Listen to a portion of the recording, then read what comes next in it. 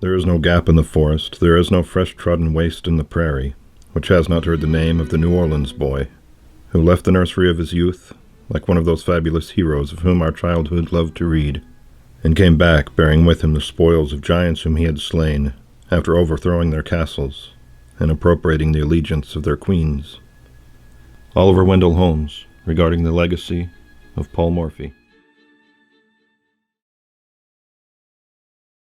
Tie match. But you think that Morphy was the strongest player of not only of his time, but in history. Da li Morphy ne samo u to vreme bio? Again, I can't say this, because chess is advancing, Da, ali what about Morphy's play in, for instance, today's tournament, when the chess theory is so big? What do you think what would be? Well, he would do very well, but he would have to study maybe 6 months to readjust himself to the new openings. Da, on bi dobro prošao, ali bi morao bar jedno 6 mjeseci da studira šahovsku teoriju, da bi se upoznao sa svim. But even now, he could sit down and play. I mean, he wouldn't do anything bad. He was the greatest player of his time, and he inspired a generation, in fact, many generations. Well, I think his legacy is huge. I mean, I think the way he influenced chess in a huge way. I mean, even though he didn't play for long. I mean, he was a really strong player. They played the openings that were the authorized openings of their era. And so there were a lot of open games, and so I guess you'd say he had an open style. But it's hard for me to really see a big stylistic difference between Morphy and any of his strongest opponents, Anderson and he mainly was just better than them rather than different than them.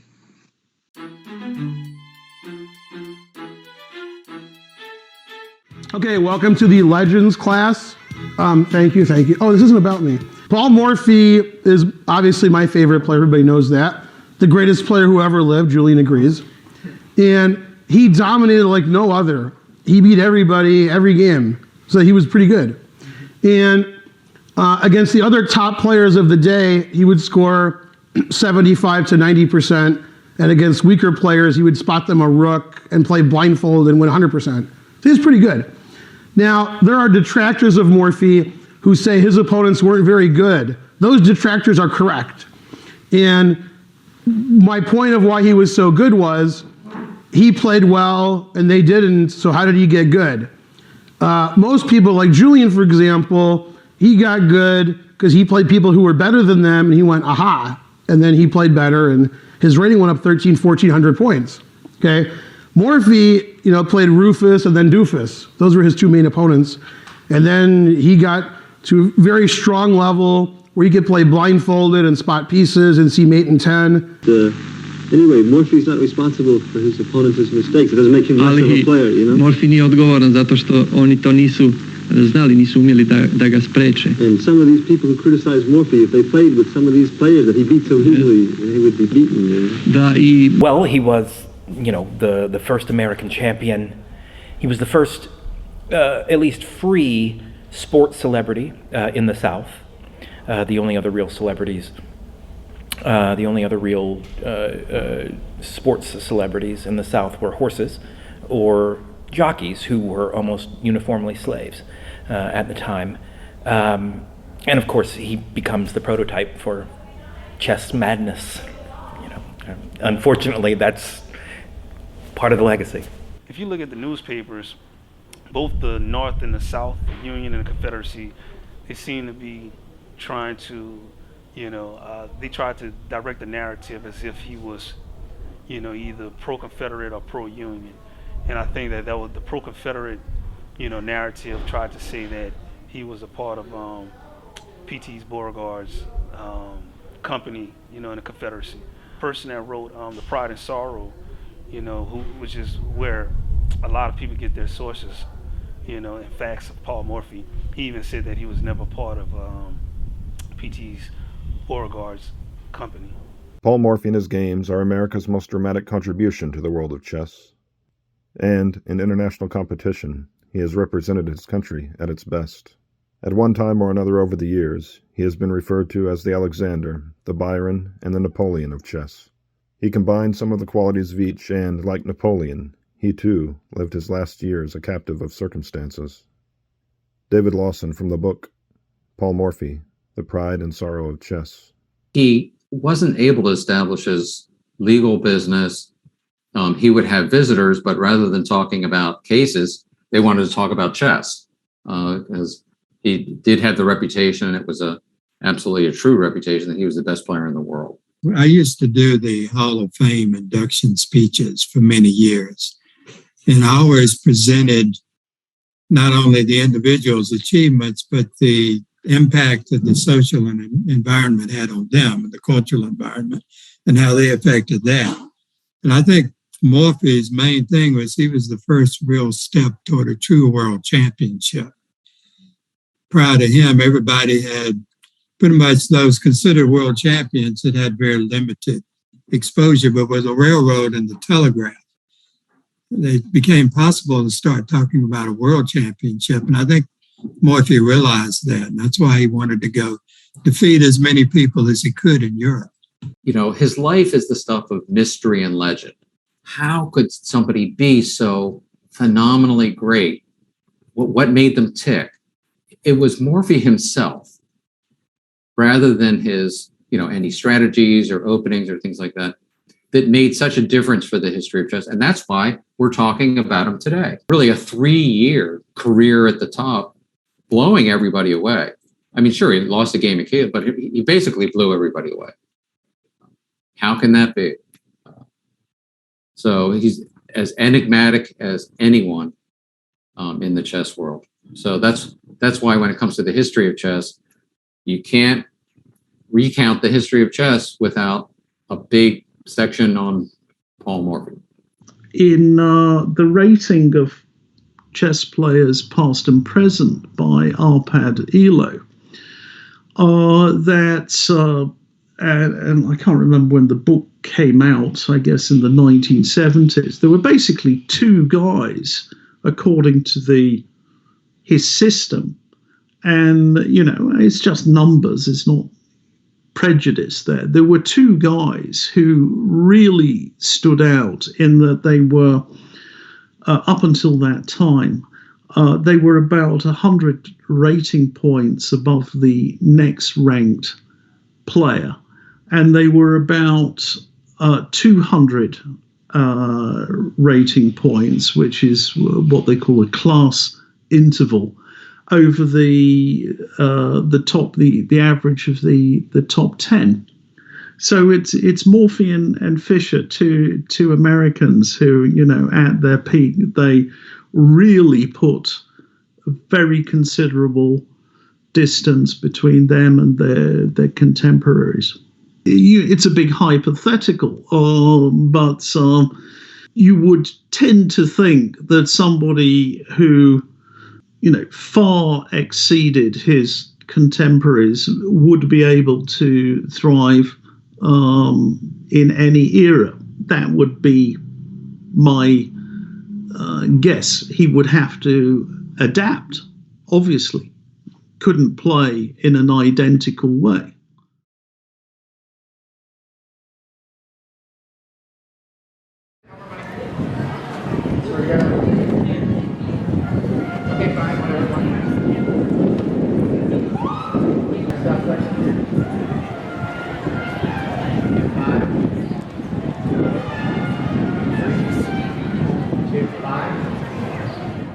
We are at the Beauregard Kai's house. This home was a home that was built by Paul Morphy's grandfather, Le Carpentier. This was a location where the Morphys and the Le Carpentiers, they would come together and they would play chess. Both of those families were avid chess players, and some were considered, some of the best in the city. Specifically, Paul Morphy's uncle was considered the best until Paul Morphy, rose to fame. 2 centuries ago, because of political troubles, a number of aristocratic families left Ireland to settle in various sections of the globe.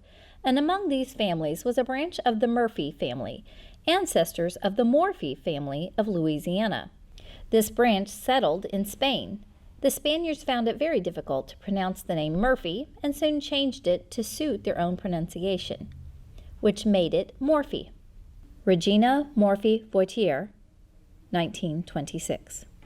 Well, his ancestry had been traced back to his great-grandfather, whose last name was Murphy. He was born in Ireland, but for whatever reason, we don't know why, he moved to Spain and became a Spanish citizen and changed his name to Morphy at that point. But he was appointed by the Secretary of State, Thomas Jefferson, to be a diplomatic representative of the United States in Spain, even though he was a Spanish citizen. It's very unusual, but I'm sure Jefferson didn't have that many Americans over there he could appoint.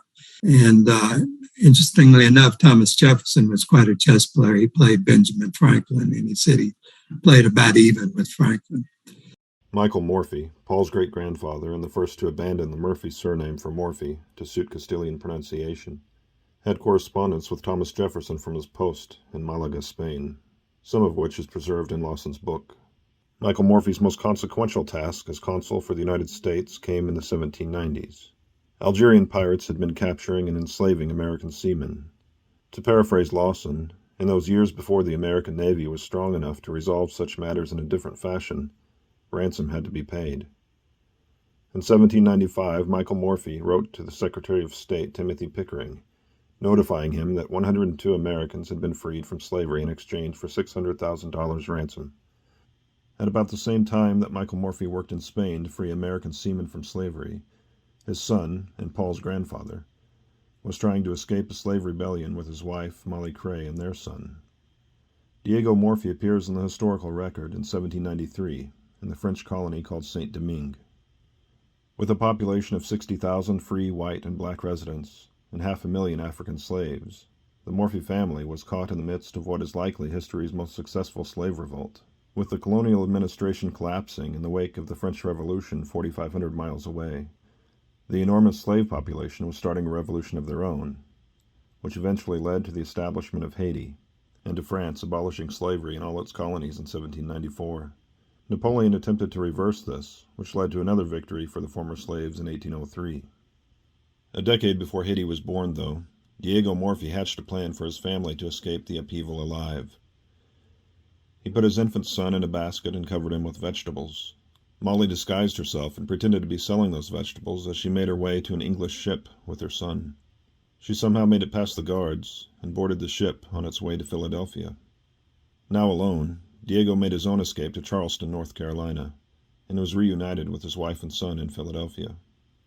Because of his father's position as an American consul in Spain, and his having been born in Spain, Diego managed to be named as Spanish consul to the Carolinas and Georgia in 1795. Diego was remarried in 1797 to Louisa Peire. The two had 5 children, including Paul's father Alonzo and his uncle Ernest. In 1809, Diego was reassigned as the Spanish consul for the port at New Orleans, Louisiana.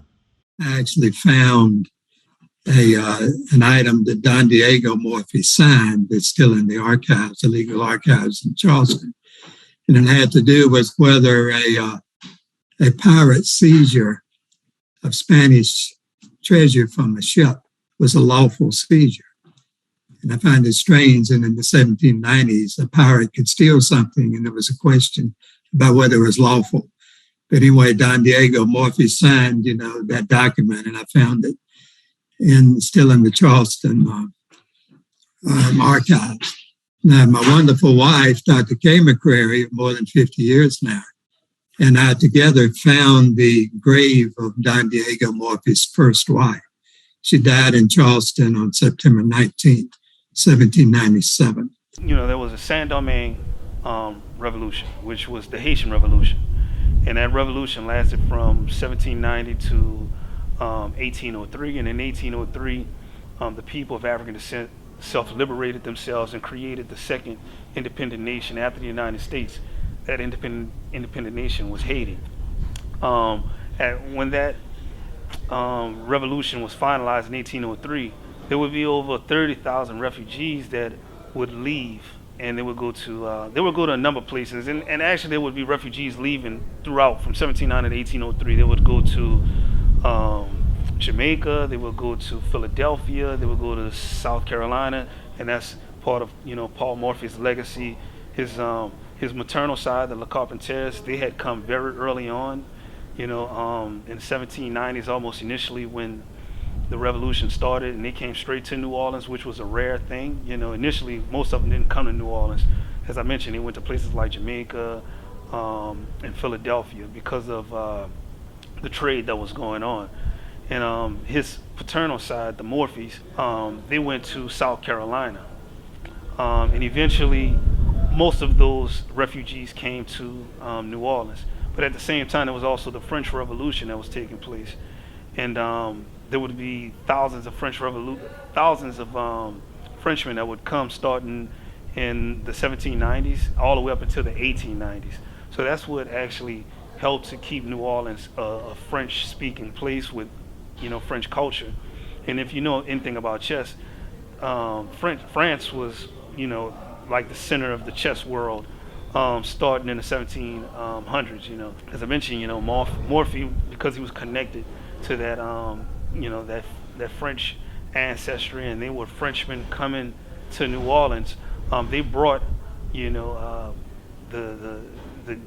chess mania, the chess fever. They started to bring that culture starting around I want to say the 1850s, because in 1810 you had 10,000 Haitian refugees that had come here, and that's what you started to see in the newspapers.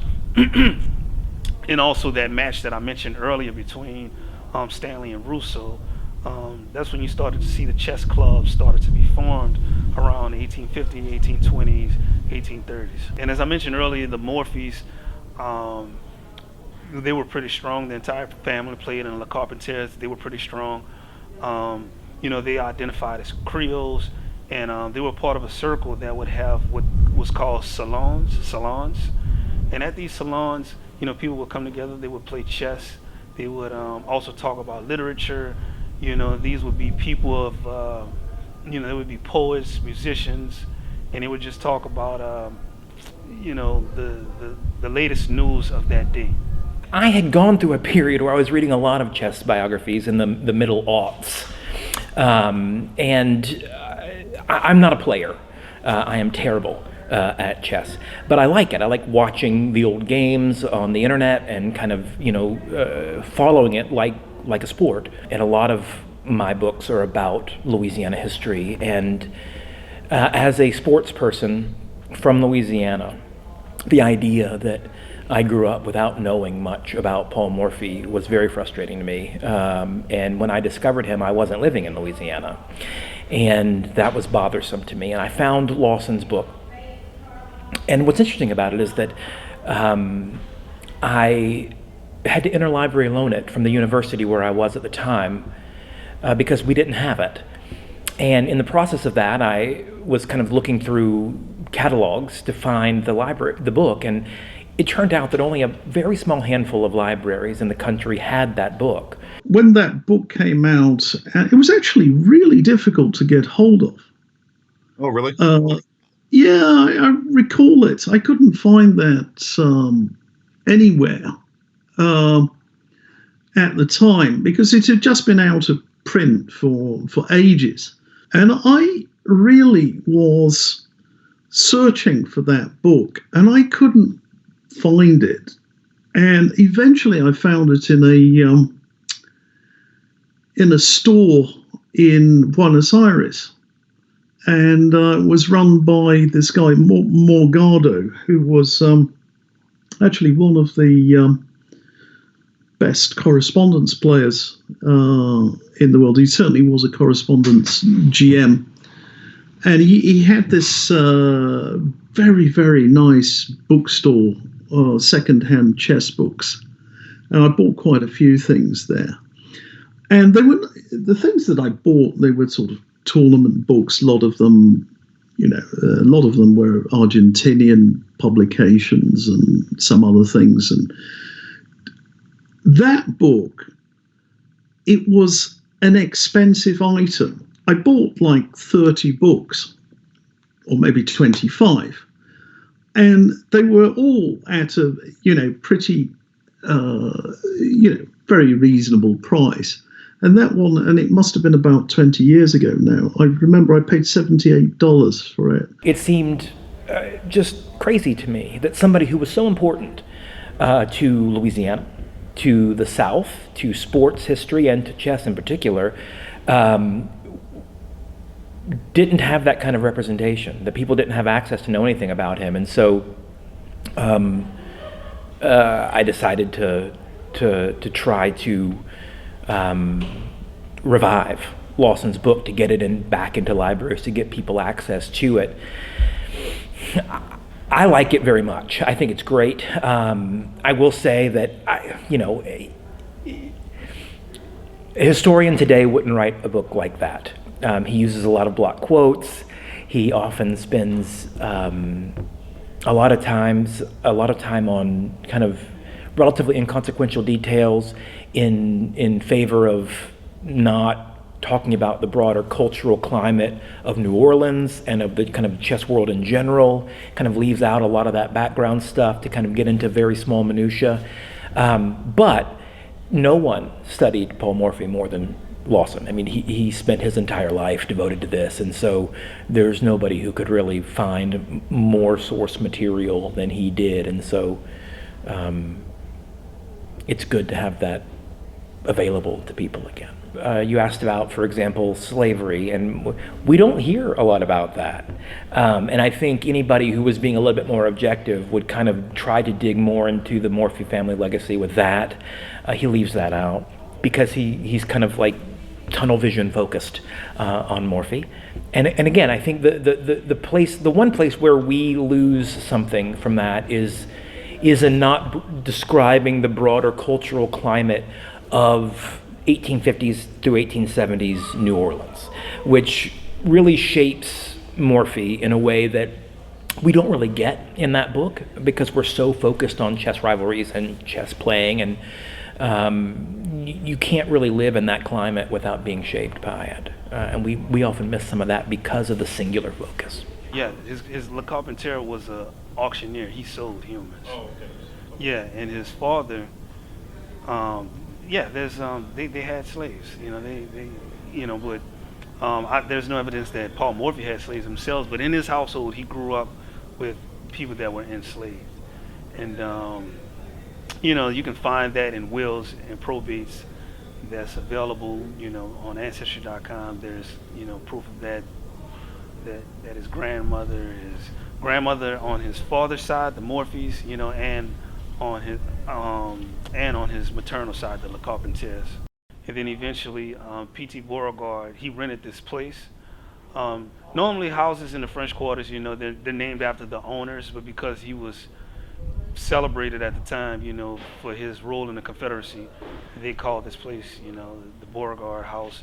But then there was, the author, Miss Keyes, who was an owner of this place in the 20th century, the early 1900s. So now they call it Beauregard Keyes House. Here, so you can see where the seam is. This entire house would have had carpeting. Carpeting was definitely a sign of wealth at the time period. If you were able to cover up your wooden floors, you were very wealthy. Ironically, we don't like covering up our wood floors nowadays for the most part. But it was the role of the enslaved people of this home to basically, during the summer, unstitch every seam in the carpet throughout the house, clean it, roll it up, store it away, and then when summer was over, they had to come back and restitch it. In between those two periods of time, grass matting was put down all over the house, not only to protect the wood floor, but also to hide it. Lawson wrote that Paul's parents occupied the house at 1113 Charter Street, now called the Beauregard Keyes House. He writes that they remained there until 1841, but that the Beauregard Keyes House was, quote, the birthplace of all of Alonzo's children. In his 1932 book, The Unknown Morphy, Philip W. Sargent wrote, quote, Paul was born in his mother's house, 1113 Charter Street, New Orleans, on June 22, 1837. Sargent was referencing Regina Morphy Vortier, who wrote in her 1926 book on Paul's life that his parents, quote, resided at 1113 Charter Street, opposite the Archbishopric, the same house that was later occupied by General P.G.T. Beauregard. She went on to write, "Very few Orleanians are aware that Paul Morphy first saw the light of day in the old Charter Street house, many being under the impression that he was born on Royal Street, old number 89, which was purchased by his father in 1841. 5 years before Regina's book, Louis Albert Morphy wrote, quote, "Morphy was born in the residence now known as number 1113 Charter Street, which subsequently acquired additional distinction as the home of General Beauregard, one of the more distinguished generals of the Confederacy in the Civil War." Having read all these sources which agree that Paul Morphy was born in what is now called the Beauregard-Kai's house, I thought the question was settled. Then the tour guide at the house, Chris Fountain, surprised me by saying that while the Le Carpentier family did live there for roughly 7 years, and that the large dining room was built with Louise Telside's wedding in mind, it's unlikely that Paul was born there. He helped me access the chain of title for the house, which led him to that conclusion. It is preserved by the Historic New Orleans Collection and dates back to the 1720s, when ownership of the land transferred from King Louis XV to the Ursuline nuns. In January 1825, Paul's maternal grandfather, Joseph Le Carpentier, bought the land. After an apparently failed first attempt at contracting the construction of the Beauregard-Kai's house in 1825, a new contract for its construction was signed in 1826. The home was later sold to Mr. John A. Murrell on May 17, 1833. Since Paul was born 4 years later, placing his mother within the walls of the house during her delivery gets tricky. My first thought was that the error might be in the chain of title, rather than nearly every book that had been written about Paul Morphy. After several weeks, a couple dozen emails and phone calls, and with the help of Kendrick Perkins and the New Orleans Library, I started to get a more complete picture. Brittany Silva at the New Orleans Library assisted me in ordering copies of available directories of the time. These are something like phone books before phone numbers, which showed addresses for those listed. Making sense of the addresses then required some time spent looking at the New Orleans Library's archives for street renaming and renumbering. Condé is now Charter Street. Ursuline Street became Ursuline Avenue, and Ursuline Avenue became Don Carlos Street. Samuel Wilson Jr. wrote in his book on the Beauregard-Kai's house that its address, when Le Carpentier had it built, was 127 Condé. He wrote also that it was the site of Louise Telside's wedding on February 21, 1829. Her new husband then purchased a nearby cottage at 129 Condé from her father, now 1127 to 1129 Charters. After selling the Beauregard-Kai's house in 1833, Wilson writes that Le Carpentier apparently moved in with Morphy's parents. This fits with the listing I got from the directory for 1834, which puts Le Carpentier's address at 129 Condé. The same year, John A. Murrell's address is listed as Condé near Ursuline, the Beauregard-Kai's house. Wilson goes on to write that Alonzo Morphy sold that home, and on February 18, 1841, purchased, in a sheriff's sale, the house where Paul Morphy would grow up. The question of where Paul was born, along with at least 2 of his siblings, is left unanswered, except that it almost certainly was not inside the Beauregard-Kai's house. Yeah, apparently that his uncle, the brother of his father, was... I once read that he was, at that time, one of the strongest chess players in America. And, well, Paul Morphy apparently often played with him, and so the chess knowledge of Ernest Morphy was transmitted to Paul Morphy. And also what I read is that the father of Morphy, I think Alonzo Morphy, had a huge library. Morphy came from a wealthy and distinguished family in New Orleans, and his father had a library. And his father and the whole family was interested in chess, and the father had a lot of chess books, and so Morphy had access to the modern chess literature of his time. And apparently, Paul Morphy also had a photographic memory. That is what the chess books he read and he studied, he remembered them basically by heart. And so this might explain why he became so strong at a young age. chess is a cumulative sort of thing. I mean, each generation builds on the generations that preceded it. Yeah, I think this is a fascinating topic.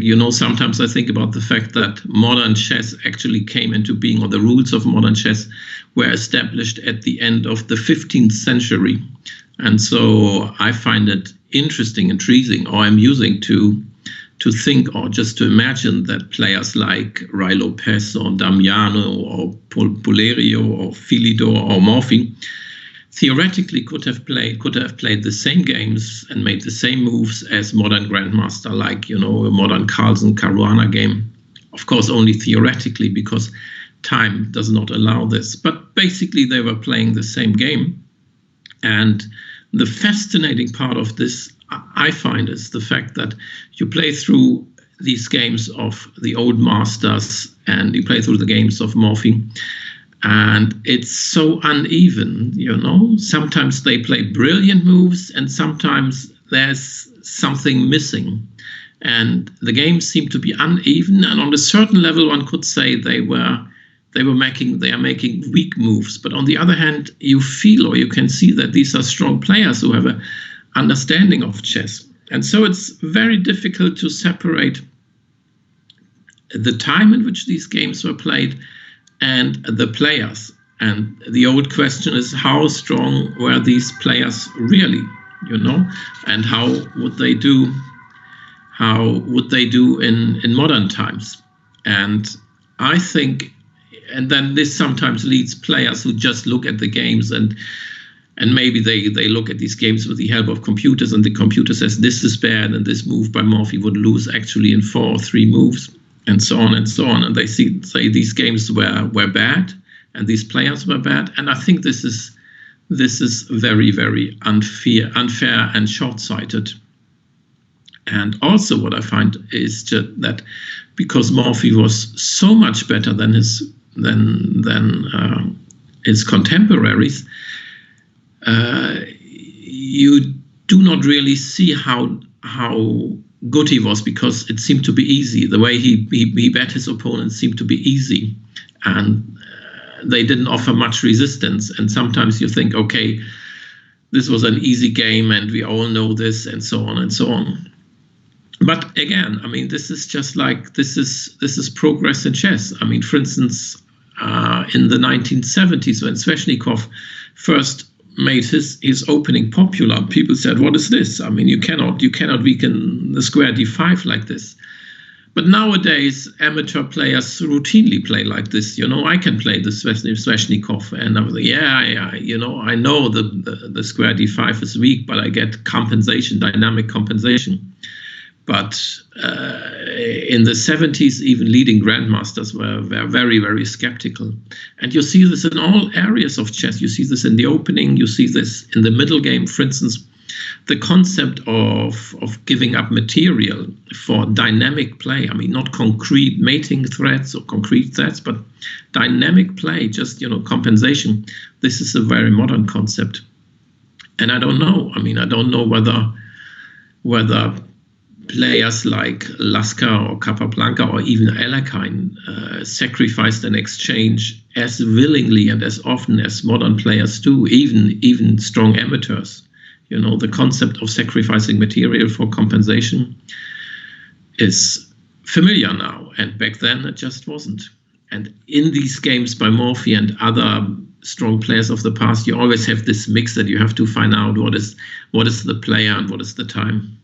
He was born during a time of interesting time in New Orleans, and New Orleans actually was split up into 3 due to ethnic tensions. He identified as a Louisiana Creole, and at that time, Louisiana Creoles and the Anglo-Saxon, not Anglo-Saxon, but the Anglo population, they were having ethnic tensions, so the city had to be split up into 3. The reason why they were having tensions was because of economic reasons. Although Louisiana Creoles identified, through their French traditions, they were happy that the United States had taken over. I want to say, over 15 years before Paul Morphy was born, and they wanted to be considered United States citizens and Americans. Yeah, Morphy comes from an upper class New Orleans family, one where games are seen as a diversion, not a vocation in any way. The two principal games that are played in New Orleans are chess and whist. His mother was devoted to only two things in the world: music and him.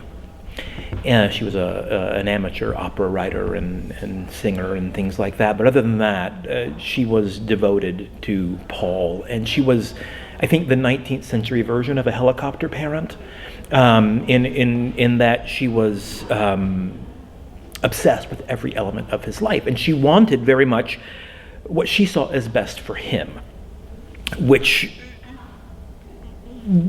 was corresponding to what was best for a New Orleans gentleman. And at this time, games and sports were associated entirely with the lower classes. The only two sports that were common at this point were boxing and horse racing, both of which were seen as lower class endeavors. She didn't want him to be a part of that. His father was a noted judge in the city, and so law seemed like the best option for him, and she very much wanted him to be able to go to school and to create the kind of profession and accomplishments that could be measured against his peers. Such was the social strata of antebellum New Orleans. If you were doing something completely different than everybody else, you couldn't really judge yourself against them, and so therefore you weren't really succeeding in her mind. And so she very much wanted a respectable life for him, and kind of constantly worked to make that happen, and especially after his father dies. Continues to put that pressure on even after he becomes the most famous chess player in America. She's still very much opposed to a lot of that.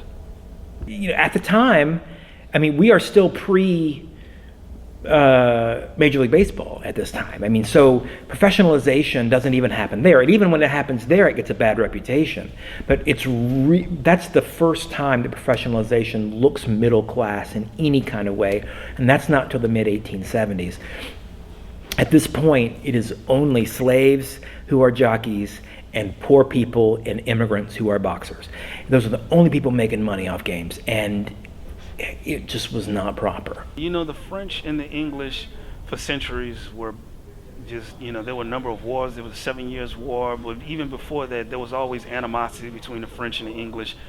And when you look at North America, with the United States was, a British colonies at one time, and the French split the entire United States, from Canada all the way on down to New Orleans, and then on the east side you had the Spanish. And the French and the Spanish, they were considered Latin cultures, and the Bourbon families, were related. So there was always, tensions between Latin culture and Anglo culture.